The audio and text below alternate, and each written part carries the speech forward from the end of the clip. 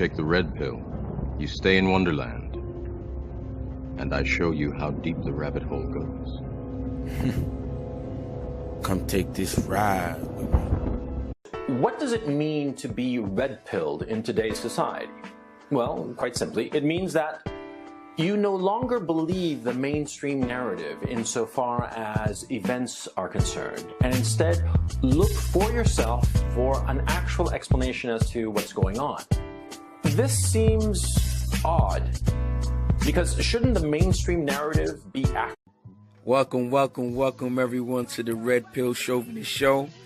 I am your braggadocious yet very humble host, the Red Pill Chauvinist. Thank you for taking the time to ride with me. Leave all the BS in the trunk and just bring logic with you. This is a variety show that deals with topics like dating, spirituality, traveling, and much more. I'll be doing interviews with special guests from various walks of life, in addition to freestyling rants, discussing my opinions, and dropping red pills. Remember the red pill mindset is not believing in society's narrative and finding your own answers.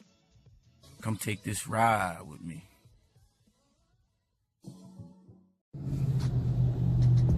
Welcome everyone to a special edition of the Red Pill Chauvinist Show. I'm your braggadocious yet humble host, the Red Pill Chauvinist. Now let me say that right. The Red Pill Chauvinist. So we here again today, man. Like I said, it's a special edition.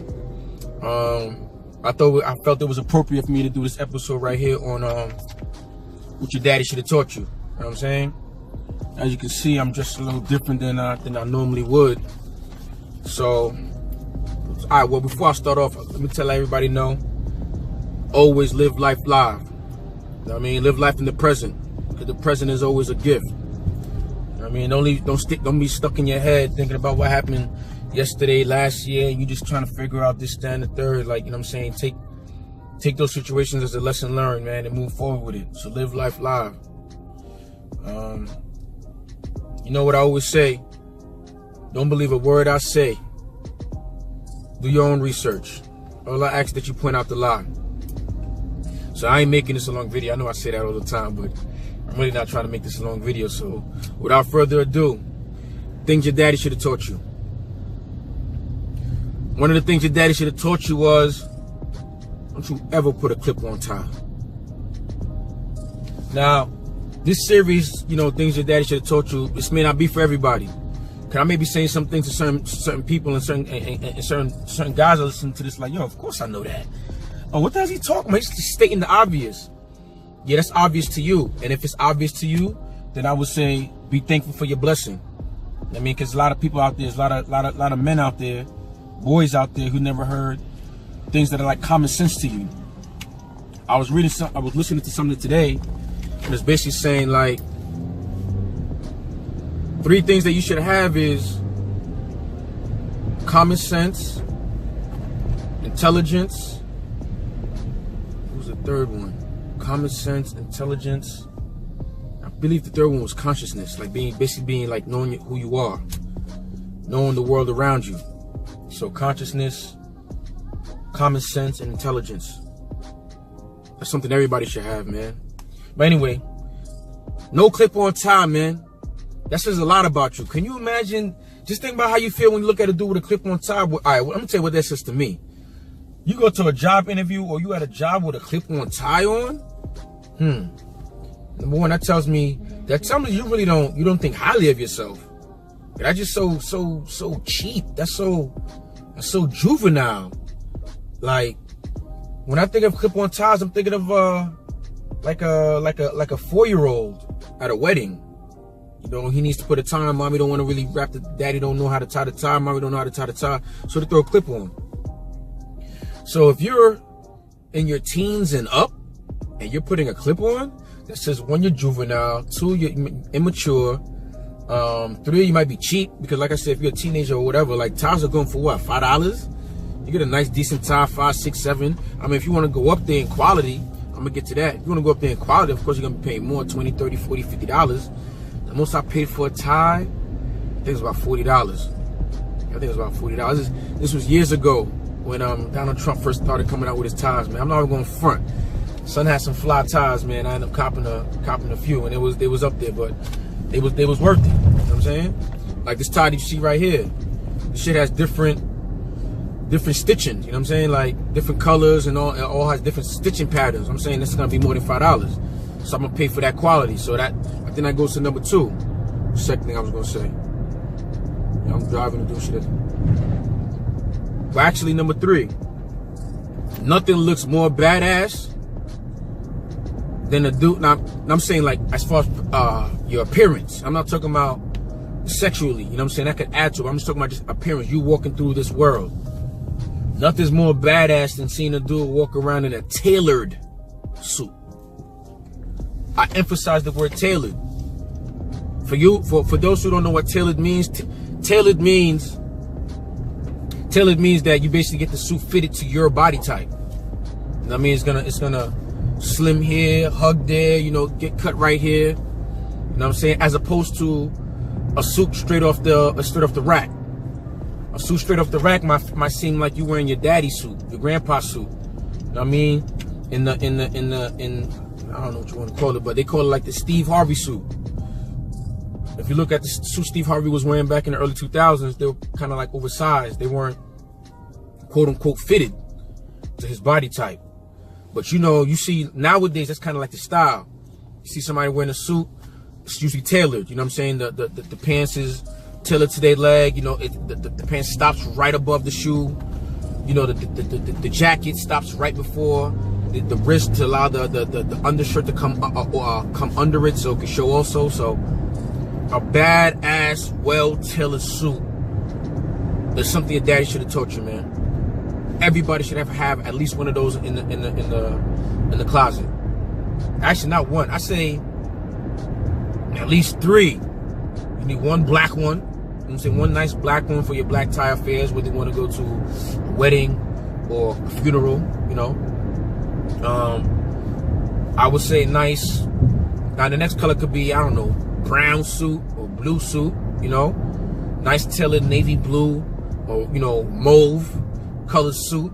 You know, that's for your other occasions, like, you know, let's say you're going to a party in the springtime, or, you know, you going on vacation somewhere, but you wanna dapper it up when you get your passport stamp. You know, you don't necessarily want to wear black when you're in the Caribbean. You know what I'm saying? So definitely get you know, a navy blue or some type of other color. And then the third suit I say would be not a white suit. I would say, see, the third suit. Pardon me. The second suit should be like a different color. Let it be, like I said, a baby blue or a mauve, or, you know, something that'll catch somebody's eye if they you know, if you choose to, you know, if you're able to handle that attention. The third suit should be a nice navy blue suit. Navy blue, that's the one that you go to an interview with. You can you know, you can just go out and about with nice navy blue suit. You can intermatch the shoes, you know what I'm saying, with the suits. So that goes to the next thing your daddy should have taught you. I kind of learned this later in life, and I want to see if I can actually, you know, open that up and elaborate on it. Another thing your daddy should have taught you. Your daddy should have taught you to compliment women on her shoes. Now, I'm the red pill chauvinist, so I'm not all about, you know, I definitely don't put women on the pedestal. I'm gonna tell you that off top. Definitely don't put women on the pedestal. But if you're in that mode of flirting and bantering with, you know, maybe someone at your job, somebody you see in the grocery store, just, you know, small talk. Most people most dudes will compliment her hair, her physical attributes, her titties, her ass, or whatever, something like that. Compliment her shoes. Now, why compliment her shoes? Compliment her shoes because, one, when you compliment her shoes, it shows that you pay attention to detail. You look at the small things, all right? Pay attention. And when I say compliment her shoes, it doesn't necessarily have to be, oh my God, your shoes are so beautiful because you're so beautiful. Nah. It could be something simple as, like what I do. I'd be like, oh wow, yo, those shoes is kind of fly. I think my sister would love something like that. Yo, where you get those at? You see that? Now, most dudes would be like, oh my God, your shoes are so beautiful. off top, she's gonna be like, oh, this guy trying to get with me. Oh my God, look at this dude. I'm not even. She's going through all these things in her head when all you could just be complimenting it. So that's why I always throw in there like, oh wow, y'all like them shoes, yo, like, yo, those are real. Yeah, that's an old school neg right there. If you don't know how to neg, I don't suggest you do neg, because it takes a lot of calibration and knowing who you're dealing with. But okay, that's another way. Another way is to show them like, you know, I'm complimenting you, but you know, I really ain't stressing you like that. I'd be like, yo, those are some beautiful shoes right there. My girlfriend would love those right there, yo.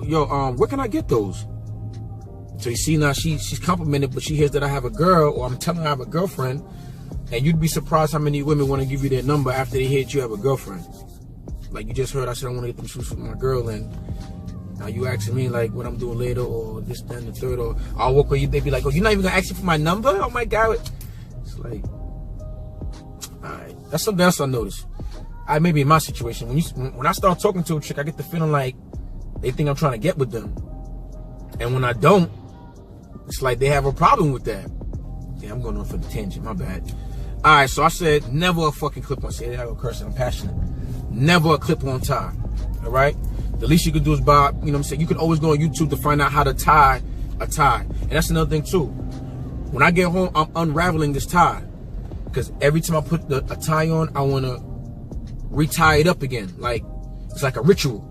I mean, like, you don't want to keep your ties tied up, plus it's gonna leave a wrinkle in it and all that. Like, you want your ties looking nice, because let's say you want your tie at a different length at another time. So always untie your tie when you're done with it and retie it when you're about to do it again. It's almost like a ritual.